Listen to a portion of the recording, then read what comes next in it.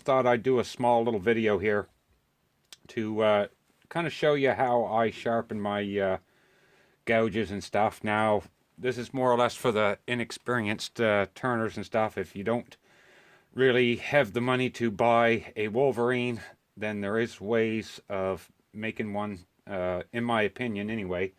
Now all I've got is this 2x4. I ripped it about a quarter of the way down, and after I ripped it, I took the table saw and I put it through the table saw to make two 45-degree angle cuts, just so that what I've got here is a piece of angle iron, and I've got it so that it just barely goes level with the rip that I made here.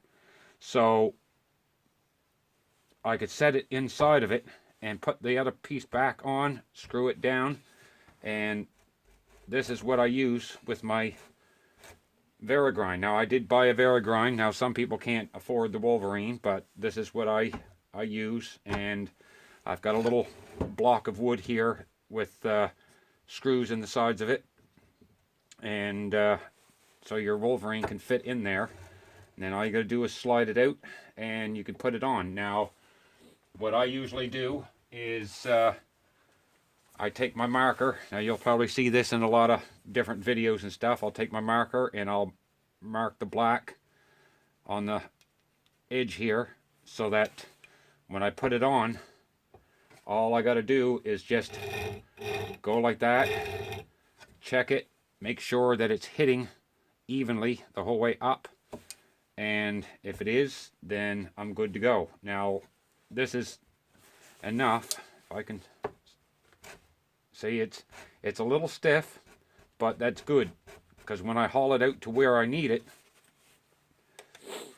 all I got to do is just hold on to it right here, put my gouge on, and start sharpening. Now, I've got my little block. You probably see my little block here, and I use that. That's a 2-inch to show in, to put it into the Varigrind, tighten it down, and then I'll put it on here.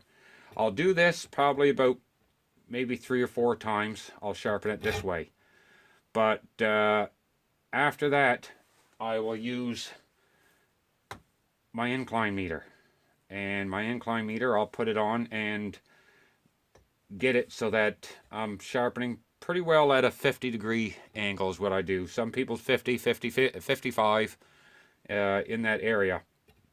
So after that 3 or 4 times, I'll put my incline meter on here, and I'll make sure that I get it at the desired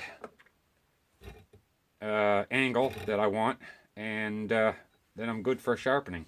Now, I'll do that for my bowl gouge and my spindle gouge.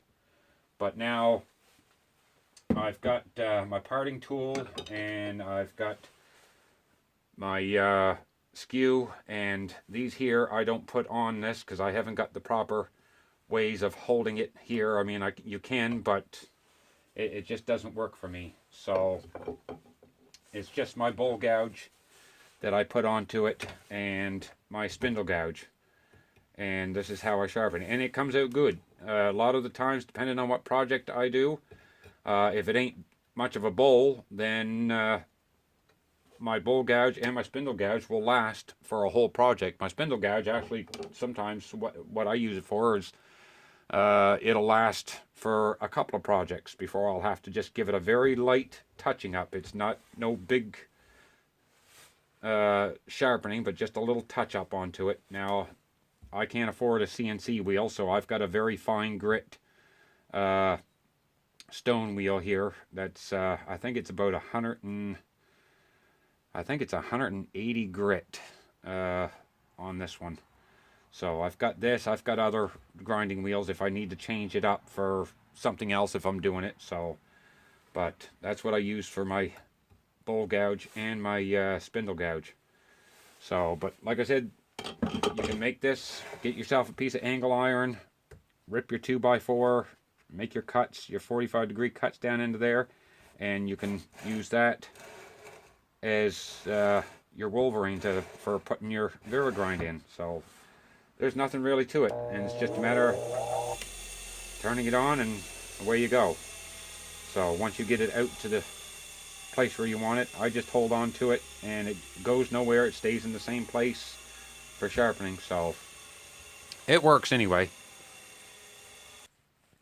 Now this is where I do my other tools on one of these. Now I've got a block here for my parting tool, and all I did was just shave out the center here because the parting tool has got a little bevel right here in the middle of it. So I take my parting tool and I put it on, and then I can get a good straight, see if I can get a decent shot at it, but I get a good straight sharpening onto it. I can do that and then flip it over and do the other side. So now I put this all the way in. Not easy to do with one hand. Okay, so I just do the other side, and it comes out good. So, and my skew now, if I can reach it. Now my skew, I'll take it and set it flat onto this, 90 degrees on your little stand here, and I'll just more or less freehand the skew. It comes out good. I mean, I only use it for taking out tool marks and stuff and just grazing my projects. So, and do it that way, and then I'll flip it over and set it down flat and do the other side. So there's a lot of very inexpensive ways of sharpening your tools. So I thought I'd give you guys a little show of how to do both of them. I mean, there's ways of doing it without spending thousands of dollars or hundreds, whichever, but you don't have to go out and spend a huge amount of money to sharpen your tools. Just make sure that you do it right. Make sure that you get it where you want it, and experiment. I mean, if you're just starting out, it takes a little bit of experimenting to get the edge that you want. So at least this way it might give somebody a little bit of an idea of how to do it. Now this is my round nose scraper. I use this for the outside of projects. If I got a curve in there somewheres, it works really good.